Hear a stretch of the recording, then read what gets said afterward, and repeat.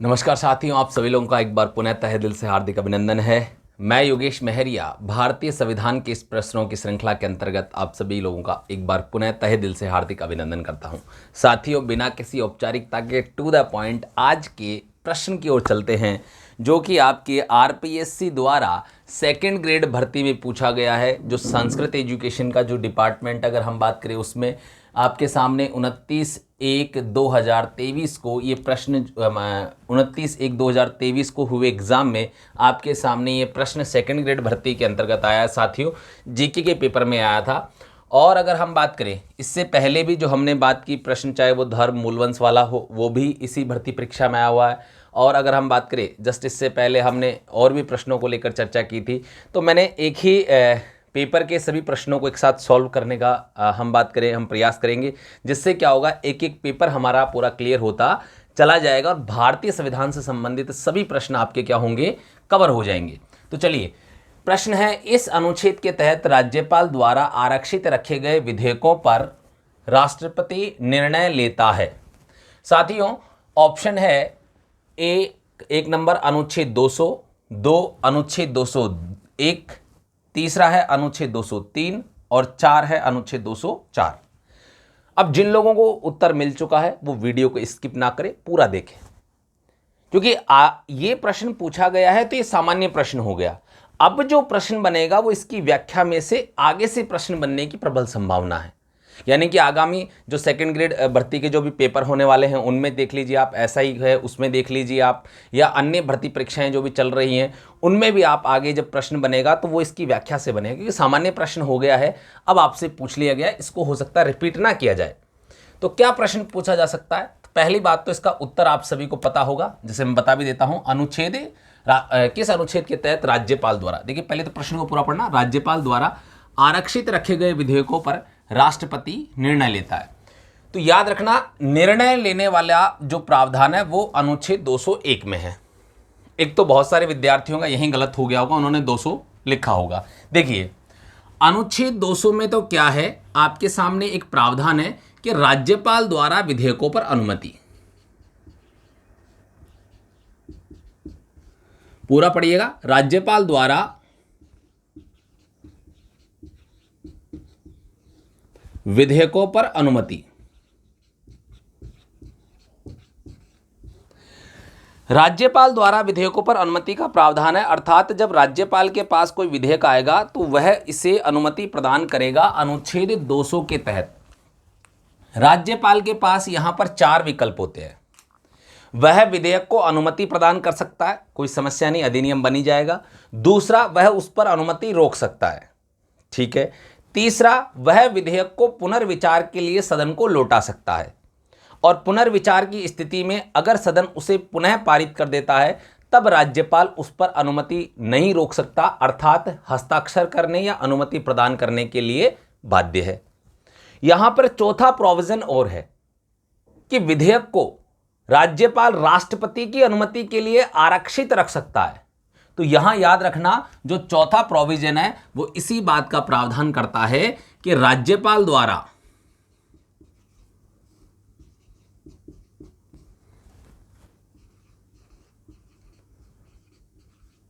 विधेयक को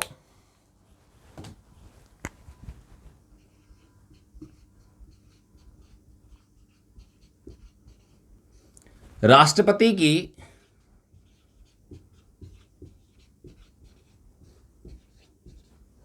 अनुमति के लिए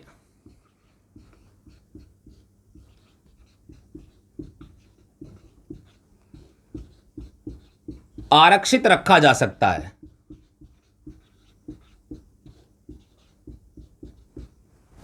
ठीक है साहब, या रख सकता है या रखा जा सकता है। आरक्षित माने रिजर्व्ड रख सकता है, सुरक्षित रख सकता है वो अनुमति के लिए, ठीक है। अब यहां पर आरक्षित कौन से विधेयकों को रखेगा, आपके जो प्रश्न बनेगा साथियों वो यही है। बड़े ध्यान से सुनिएगा, बड़ा इंपॉर्टेंट प्रश्न है।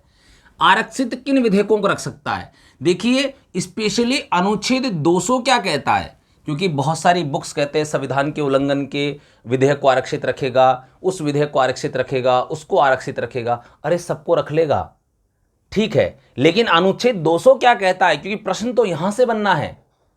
अनुच्छेद 200 कहता है आपके सामने कि उच्च न्यायालय की ऐसे विधेयक जो उच्च न्यायालय की शक्तियों को कम करते हों, ऐसे विधेयक जो उच्च न्यायालय की शक्तियों को कम करते हों या उच्च न्यायालय की शक्तियों को प्रभावित करते हों, उच्च न्यायालय की शक्तियों को कम करते हों या उच्च न्यायालय की शक्तियों को प्रभावित करते हों, ऐसे विधेयक आपके सामने राज्यपाल द्वारा राष्ट्रपति की अनुमति के लिए क्या किए जाएंगे, आरक्षित रखे जाएंगे। ये मोस्ट इंपॉर्टेंट बात है अनुच्छेद 200 के अनुसार। ठीक है साथियों, चलिए अब हम बात करते हैं अनुच्छेद 201 क्या कहता है। अब यहां देखिए कि राज्यपाल द्वारा जो विधेयक राष्ट्रपति की अनुमति के लिए आरक्षित रखे गए थे, उन विधेयकों पर राष्ट्रपति द्वारा अनुमति प्रदान की जाती है। मतलब क्या हो गया, राज्यपाल द्वारा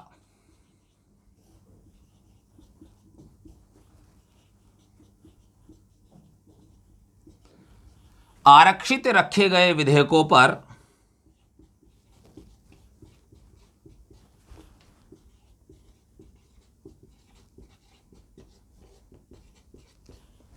राज्यपाल द्वारा आरक्षित रखे गए विधेयकों पर राष्ट्रपति द्वारा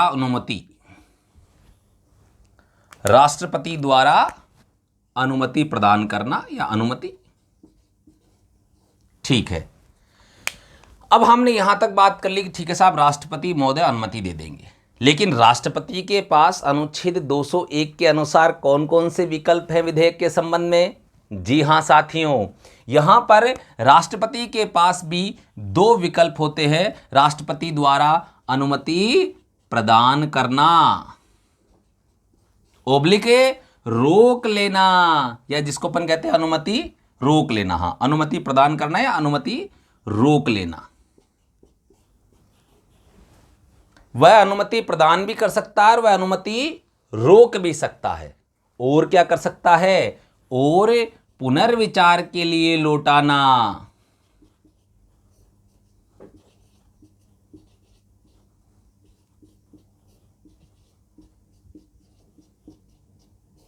याद रखना, राष्ट्रपति यहां पर अगर कोई विधेयक धन विधेयक है तो उस पर अनुमति नहीं रोक सकता। मतलब उस पर क्या करेगा, अनुमति नहीं रोकेगा। ठीक है, और ना ही उसे पुनर्विचार के लिए लौटाएगा। चलिए, अगर हम बात करें पुनर्विचार के लिए लौटाना, राष्ट्रपति द्वारा अनुमति प्रदान करना या उस विधेयक पर अनुमति रोक लेना, पुनर्विचार के लिए लौटाना। अब पुनर्विचार के लिए कैसे लौटाएगा, देखिए, जिस माध्यम से विधेयक राष्ट्रपति के पास पहुंचा है उसी माध्यम से वापस सदन के पास आएगा। अब आप कहेंगे सर ऐसा कैसे, ध्यान से देखिएगा। विधानमंडल ने विधेयक पारित किया, अपन ने पढ़ा, और विधानमंडल ने पारित करके किसके पास भेजा, राज्यपाल के पास। और राज्यपाल ने किसकी अनुमति के लिए आरक्षित रखा, राष्ट्रपति की अनुमति के लिए।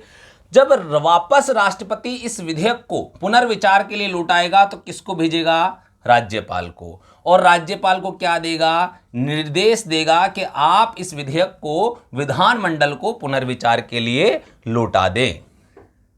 ठीक है, यह बात बड़े ध्यान से समझना कि विधानमंडल ने पारित करके राज्यपाल को भेजा, राज्यपाल ने राष्ट्रपति की अनुमति के लिए आरक्षित रखा, तो राष्ट्रपति वापस उस विधेयक को सीधा नहीं भेजेगा, उस विधेयक को वापस उसी वे में, जिस वे में वह आया उसी वे में वापस पुनर्विचार के लिए भेजेगा। राष्ट्रपति राज्यपाल को निर्देश दे सकेगा कि वह उस विधेयक को विधानमंडल को पुनर्विचार के लिए लौटा दे। ठीक है साथियों, यहां पर यह बात याद रखना। अब पुनर्विचार के लिए लौटा दिया, ठीक है, पुनर्विचार पर लौटाने के बाद में सदन को, या हम बात करें विधानमंडल को,